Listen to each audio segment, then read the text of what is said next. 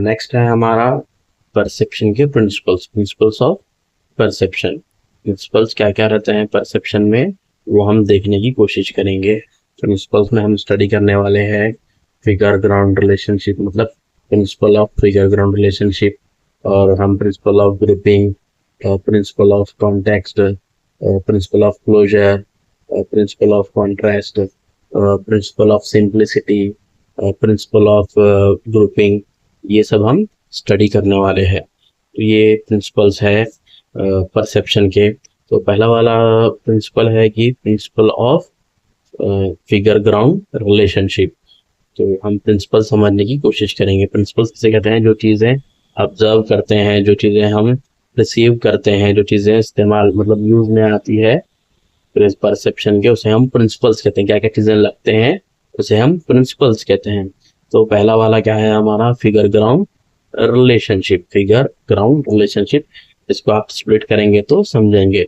जैसे कि कोई फिगर होता है और कोई ग्राउंड होता है, उन दोनों का रिलेशनशिप कैसा है वो समझना है यहाँ पे। जैसे कि फिगर, जैसे कि मैं कुछ बोल रहा हूँ और मेरे पीछे एक बैकग्राउंड है, वो मेरा ग्राउंड मतलब बैकग्राउंड हो गया, और मैं जो है फिगर आउट हो रहा हूँ, तो मेरे बैकग्राउंड का मेरा रिलेशनशिप रहा, तो ही यहाँ पे प्रिंसिपल वर्क करता है परसेप्शन का।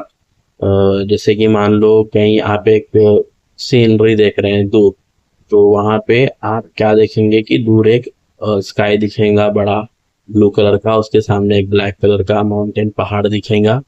तो ये दोनों का रिलेशनशिप जब भी आपको पता चलेगा जब एक बैकग्राउंड होना है उसका और एक फिगर होना है। मतलब जो सामने आप माउंटेन पहाड़ देख रहे हैं वो उसका फिगर है, और जो आप उसके बैकग्राउंड में स्काई देख रहे हैं, या फिर मान लो कि मैं बैठा हुआ हूँ, मेरे बैकग्राउंड में कुछ ये चल रहा है लिखा हुआ, तो उसका एक बैकग्राउंड है, वो बैकग्राउंड के सामने ही वो चल रहा है, जिस वजह से वो आपको फिगर आउट हो रहा है।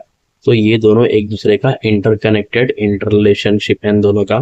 बैकग्राउंड के बिना फिगर इनकम्प्लीट है, और फिगर के बिना बैकग्राउंड इनकम्प्लीट है। जहाँ भी आपका परसेप्शन होता है पर्टिकुलर एक चीज पे फोकस करता है। जैसे कि हम कोई भी चीज देख रहे हैं, अगर से मैं ये बोल रहा हूँ, तो या तो आप मुझ पे पहले फोकस करेंगे, मतलब परसेप्शन रहेगा आपका, या फिर ये जो चल रहा है, ये जो लिखा हुआ है, आप इस पे आपका परसेप्शन रहेगा। मतलब वन टाइम पे आप एक ही चीज को परसीव कर सकेंगे। तो यहाँ पे इन दोनों के बैकग्राउंड का और फिगर का रिलेशन को हम बताने की कोशिश कर रहे हैं। पहला पॉइंट क्या है? Figure ground relationship. और उसके बाद नेक्स्ट हमारा principle of closure. Principle of closure में हम क्या करते हैं? हम क्लोजेस्ट पार्ट को टैली करते हैं। जैसे ही कोई चीज है और उसके जो कोई चीज करीब होती है क्लोज पार्ट, हम उसको उससे मिला देते हैं। हमारा परसेप्शन मतलब हम जो सोचते हैं उसके करीब क्या चीज दिखती है हमें, उसे मिलाते हैं। जैसे कि मेरे बैकग्राउंड में ये एक बेयर है, पांडा, तो ये जो है आप इसको फोकस कर रहे होंगे कि इसके जो है इसके बैकग्राउंड जो ऊपर जो इसका पार्ट है वहां पे ड्राइंग मतलब ड्रॉ करे हुआ नहीं है। लेकिन आप जो है क्या करेंगे, आपको ये फिगर दिए तो आप इसके फिगर आउट करके आप इसके क्लोजेस्ट पार्ट को मिला देंगे इससे। जैसे इसको और इसके बाजू बता रहा है कि ये इससे मिल रहा है, तो यहाँ पे आप खुद भी देख के समझ में आ रहा है कि इसका क्लोजेस्ट पार्ट है। तो यहाँ पे आप इसको क्या करेंगे, आप इससे इसको मिला देंगे। ये प्रिंसिपल ऑफ क्लोजर है। या फिर और एक चीज हो सकती है, जैसे कि ये दो ट्रायंगल है, एक ट्रायंगल बना हुआ है और एक जो है ट्रायंगल बना हुआ नहीं है। जो उल्टा ट्रायंगल है उसमें लाइंस नहीं है। तो आप क्या करेंगे, आपके माइंड में ये देखते ही पता चल रहा है कि ये स्टार है, तो स्टार के लिए दो ट्रायंगल की जरूरत है। एक ट्रायंगल कंप्लीट है और एक जो है इनकम्प्लीट। तो आप क्या करेंगे, आप इसको जो इनकम्प्लीट वाला ट्रायंगल है आप इससे इसको मिला देंगे, तो ये इसके क्लोज है। तो ये हो गया एक प्रिंसिपल ऑफ क्लोजर। तो आप जो है हमेशा क्या करते हैं, आपका परसेप्शन परसीव क्या करता है, इसके क्लोजर पार्ट को परसीव करता है। तो जो उसके नजदीक होता है उसको आप परसीव कर लेते हैं। ये हो गया आपका प्रिंसिपल ऑफ क्लोजर। फिर नेक्स्ट प्रिंसिपल है हमारा principle of grouping. Principle of grouping हम किसे कहते हैं? जो ग्रुप में दिखता है हमें, जो हम परसीव करते हैं, उसे प्रिंसिपल ऑफ ग्रुपिंग कहते हैं। जैसे कि मेरे पीछे ये आपको दिख रहा है ब्लैक और रेड कलर के ड्रॉ करे हुए सर्कल्स है। तो आप इसे जब ये देखेंगे इमेज को, तो आप ये नहीं बोलेंगे कि एक व्हाइट वाला सर्कल है और एक ब्लैक वाला, फिर व्हाइट ब्लैक, ऐसा नहीं करेंगे। आप क्या परसीव करते हैं कि एक लाइन पूरी व्हाइट की है, फिर एक लाइन पूरे ब्लैक सर्कल की है, तो आप इसको क्या करते हैं, ग्रुप में डिवाइड करते हैं। आपका परसेप्शन कैसा होता है कि आप इसको ग्रुप में देखते हैं, एक लाइन पूरी व्हाइट एक ब्लैक की, जैसे कि उसके बाद नेक्स्ट जैसे कि और एक हम देखते हैं, ये जो दो फिर से हम ये जो ड्रॉ करे हैं, ये जो देख रहे हैं आपकी एक, इसमें जो है फिर से दो ग्रुप हो रहे हैं, एक ब्लैक वाला और एक रेड वाला। आप ये नहीं बोलेंगे कि एक ब्लैक वाला है सर्कल, फिर एक रेड वाला है, फिर ब्लैक, फिर ऐसा नहीं।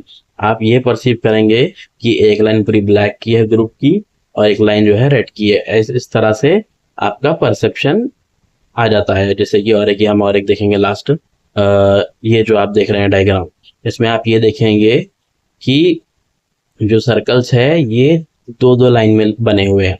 तो आप इसको ये नहीं बोलेंगे कि एक अलग कलर का बना हुआ है फिर एक कलर, ऐसा इसको आप डिवाइड, इसको 6 लाइन में डिवाइड नहीं करेंगे, आप इसको ग्रुप में परसीव करेंगे, ये दो दो लाइन के, लेकिन कलर अलग है लेकिन है ग्रुप में। तो आप जो है हर चीज परसीव कैसे करते हैं, ग्रुप में करते हैं। तो ये भी आपका क्या हो गया, ग्रुप ऑफ प्रिंसिपल। तो मतलब प्रिंसिपल ऑफ ग्रुपिंग में हम आप क्या करते हैं कि उसको ग्रुप में परसीव करते हैं। फिर अगला प्रिंसिपल है हमारा principle of simplicity. Principle of simplicity किसे कहते हैं, जो हमारा सबसे सिंपल आसानी से काम होता है उसे हम सिंप्लिसिटी कहते हैं। जो सिंपल आसानी से परसीव कर लेता है ऑब्जेक्ट को उसे हम सिंप्लिसिटी कहते हैं। जैसे कि एग्जांपल अगर से मैं दूं, ये समझिए कि आपके क्लास में टेस्ट है और वही वक्त पे आपका कोई स्पोर्ट्स का भी टेस्ट है, तो आपको ऑप्शन दिया गया है कि आप लिखने वाला टेस्ट को सेलेक्ट करेंगे या स्पोर्ट को सेलेक्ट करेंगे। तो आप में से जिसका एजुकेशन में या पढ़ाई में अच्छा सा सब्जेक्ट में अच्छा सा ध्यान रहेगा वो क्या करेगा कि नहीं ये मेरे लिए सिंपल कौन सा है, लिखने वाला, तो वो सेलेक्ट करेगा। और जो बैक बेंचर्स होते हैं जो पढ़ते नहीं हैं वो क्या सेलेक्ट करेंगे, अरे ये स्पोर्ट्स में बच जाएंगे, बल्कि वो स्पोर्ट्स सेलेक्ट करेंगे। जैसे कि मान लो और एक एग्जांपल की टेस्ट है और सबको कंपलसरी देना ही है, तो आप जब पेपर सेलेक्ट कर लेके आके बैठे हुए हैं तो आपको जब क्वेश्चन पेपर होता है तो आप सबसे पहले कौन सा आंसर लिखेंगे, जो सबसे आसान जो आपको आता है, जो सबसे सिंपल आंसर है वो आप पहले लिखेंगे, जो हार्ड है उसको बाद में देखेंगे बोल के छोड़ देंगे। तो परसेप्शन आपका वहाँ क्या है, सिंपल से जो आसानी से होते हैं वो चीज़ों की तरफ ध्यान बढ़ जाता है, उसे हम क्या कहते हैं, प्रिंसिपल ऑफ सिंप्लिसिटी हमारे, क्योंकि परसेप्शन जो है सिर्फ सिंपल चीज़ों पे पहले जाता है। फिर नेक्स्ट है हमारा प्रिंसिपल ऑफ कॉन्टेक्स्ट। कॉन्टेक्स्ट किसे कहते हैं हम, एक सिचुएशन, जो परिस्थिति, जो सिचुएशन होती है इसको हम कहते हैं कॉन्टेक्स्ट। ठीक है, तो प्रिंसिपल ऑफ कॉन्टेक्स्ट में एक्चुअल होता क्या है कि यहाँ पे परसेप्शन कैसे वर्क करता है वो देखेंगे। एग्जांपल के तौर पे एक क्लास है, क्लास में 50 स्टूडेंट्स है और टीचर टीच कर दे के एग्जाम कंडक्ट करके उनका एग्जाम हो गया, फिर एग्जाम पेपर करेक्शन को गए हुए हैं। तो फर्स्ट रोल नंबर 1 और रोल नंबर 50 दोनों same mind, same sharpness, same intelligency और सेम राइटिंग है समझो। ठीक है, तो जब उन्होंने एग्जाम भी लिखेंगे तो सेम लिखेंगे। ऐसा समझ लो कि वो जस्ट लाइक कॉपी है, मतलब एक दूसरे का सेम कॉपी है। एग्जाम भी जो है लिख रहे हैं वो सेम चीजें लिख रहे हैं, सेम कॉपी। ठीक है, तो फर्स्ट वाले का जब टीचर करेक्शन कर रहा है पेपर 10 आउट ऑफ 10 दे रहा है या 100 आउट ऑफ 100 दे रहा है, तो जब करेक्शन करते करते करते बैठे हुए paper roll number 2nd, 3rd, 4th, 5th ऐसे होते होते जब 20-30 तक आ गया और जो टीचर का जो है परसेप्शन, मतलब जो सिचुएशन है कहीं चले गया, कहीं सोच में अपसेट हो गया समझो, तो जब 50 पे आएगा, वो रोल नंबर 50 पे आएगा जब वो करेक्शन कर रहा है, तो वो जो है उसको 10 आउट ऑफ 10 10 आउट ऑफ 5 दे दिया है या 100 आउट ऑफ 50-60 दे दिया है। पेपर तो सेम है लेकिन यहाँ पे कॉन्टेक्स्ट टीचर का चेंज हो रहा है ना। तो यहाँ पे परसेप्शन में कॉन्टेक्स्ट सिचुएशन भी मैटर करता है, जब चेंज हो जाता है तो ये भी चीजें चेंज हो जाती है, इसलिए हम क्या कहते हैं प्रिंसिपल ऑफ कॉन्टेक्स्ट। और लास्ट हमारा प्रिंसिपल ऑफ कॉन्ट्रास्ट। ठीक है, प्रिंसिपल ऑफ कॉन्ट्रास्ट में क्या होता है कि जो ऑब्जेक्ट प्रेजेंट होता है, किस सिचुएशन में होता है प्रेजेंट, उस तरह से हमारा परसेप्शन वर्क करता है। जैसे एग्जांपल के तौर पे ये जो दो डायग्राम आप देख रहे हैं, दो डायग्राम, ठीक है, इनके जो सेंटर वाले सर्कल्स है दोनों के सेम है, जो इनका जो साइज है दोनों का सेम है, लेकिन जो कॉन्ट्रास्ट में प्रेजेंट है, जो कॉन्ट्रास्ट में इनके सराउंडिंग में प्रेजेंट है, उस तरह से आप उसे डिफाइन करेंगे। जैसे कि एक डायग्राम में आप देख रहे हैं कि सेंटर ऑफ सर्कल से जो पूरे सर्कल है, ग्रुप ऑफ सर्कल जो है वो बड़े है, तो आप सेंटर ऑफ सर्कल को छोटा बोलेंगे, ठीक है, स्मॉल साइज। और इसके बाद जो डायग्राम है उसमें साइड वाले जो सर्कल्स है वो छोटे, और बीच वाला सेंटर वाला जो सर्कल है आप उसे बड़ा बोलेंगे।